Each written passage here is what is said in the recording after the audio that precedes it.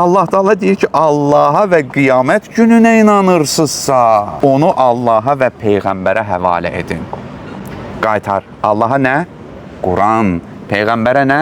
Sünnə ki, həvalə edin. Bu daha xeyirli və nəticə etibarilə daha yaxşıdır. Yəni, biz istənilən çəkişmə və problemimizdə nə etməliyik, qardaşım? Qurana müraciət etməliyik, Qurandan ona dair dəlil tapmalıyıq, daha sonra Peyğəmbərin sünnəsinə müraciət etməliyik və bu mənim etiqadımdır, bu mənim metodumdur.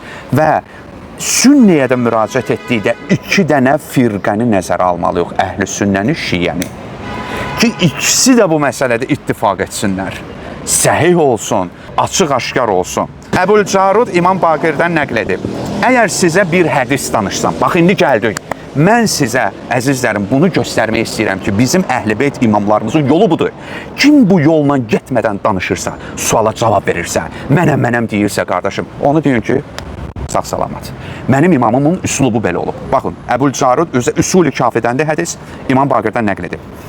Əgər sizə bir hədis danışsam, onun Quranın harasından olduğunu məndən soruşun. Mənim imamım iddialıdır, imamət budur, iddialıdır. Sual vermirsən, deyə mənə Quranın arasındandır. Deyə bilərsən sən bu iddianı. Deyə bilərsən sən bu iddianı ki, ağa, bu Quranın arasındandır.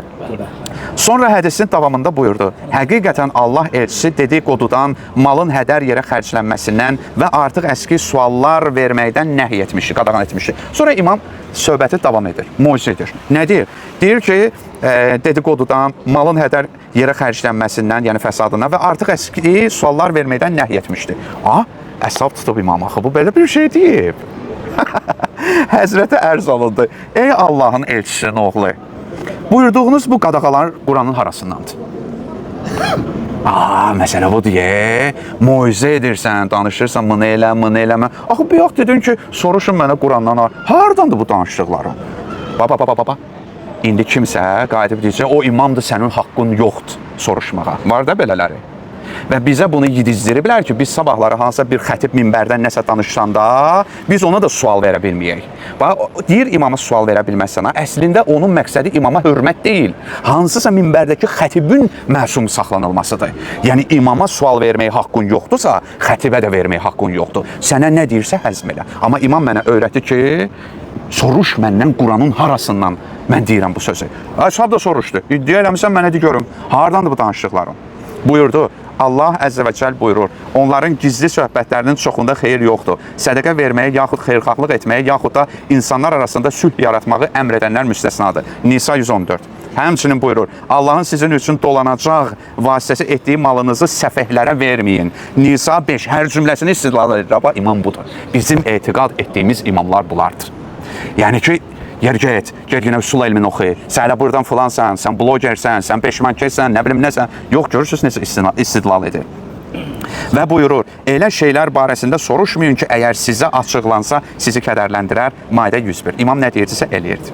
İndi Həzrət Əlim, can, İmam Əli görünən deyir. Qurban olum Allaha. Bax, məsələ burasındadır. Səluni qablə ən məni itirməmişdən qabaq məndən sual verin.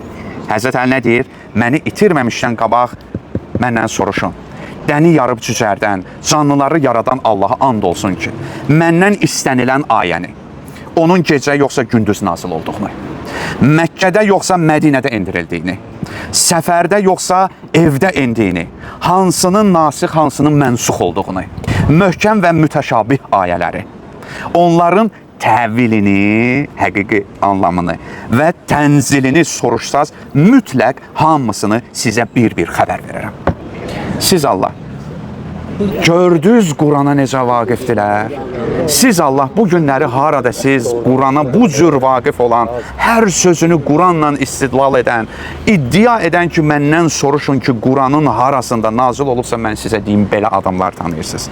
Bax, belə adamlar tanısaz, belə üslubda adamlar tanısaz, bilin ki, onlar həm Allahın razı qaldığı bəndələrdir, həm də bizim Peyğəmbərimizin və imamlarımızın həqiqi tərəfdarlarındandır. Vəssalamu aleykum və rəhmətullahi və bərəkatuhu.